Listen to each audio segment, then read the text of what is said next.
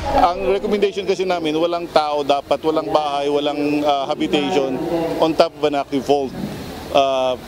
Kung nandoon sila on top of an active fault, then either they have to move away. Nakapatong sa aktibong fault line ng maraming residential areas sa Davao City. Ayon sa Philippine Institute of Volcanology and Seismology o PHIVOLCS, mayroong 5 active fault lines sa Davao City. Ito ay ang Tamugan Fault, Lacson Fault, Dacudaw Fault, Pangyan Biao Esquel Fault at New Carmen Fault. Kapag gumalaw ito, maaari itong mag-generate ng malakas na lindol na aabot sa mahigit magnitude 6. Dito sa Barangay Riverside, Kalinan, Davao City, nasa 200 bahay ang tinamaan ng fault line. Ito yung mga lubang maapektuhan sakaling magkaroon ng lindol. Ayon sa PHIVOLCS, kailangang panatiling bakante ang mga lugar na dinadaanan ng fault line, pati na ang buffer zone nito na may sukat na 5 metro sa kaliwa at kanang bahagi. Malaki ang posibilidad na mawasak ang anumang istruktura kapag gumalaw ang fault. Bilang babala naman sa publiko, binaybay ng PHIVOLCS ang fault line at nilagyan ng temporary markings ang ilang bahagi nito sa Barangay Riverside.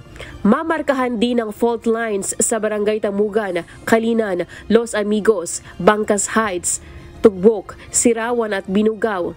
Ayon naman sa ilang residente, handa silang sumunod sakaling palipatin sila sa ibang lugar para makaiwas sa sakuna.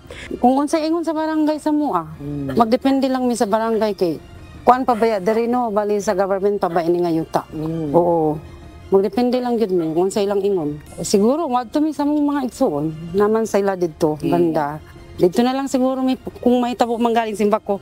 Kaugnay nito, pinapayuhan ng ahensya ang mga lokal na pamahalaan na huwag papayagan ng pagtatayo ng anumang istruktura sa ibabaw o malapit sa fault. Kung may nakatayong gusali malapit sa buffer zone, dapat matibay ito at hindi basta babagsak kapag nauga ang lupa.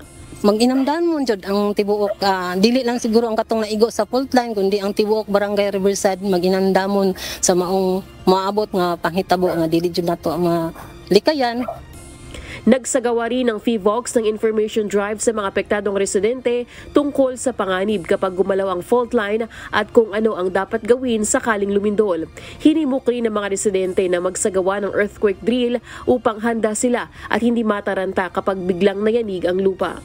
Lalaine Morano, UNTV News and Rescue. Diyos ang aming sandigan, serbisyo publiko ang aming pinahahalagahan.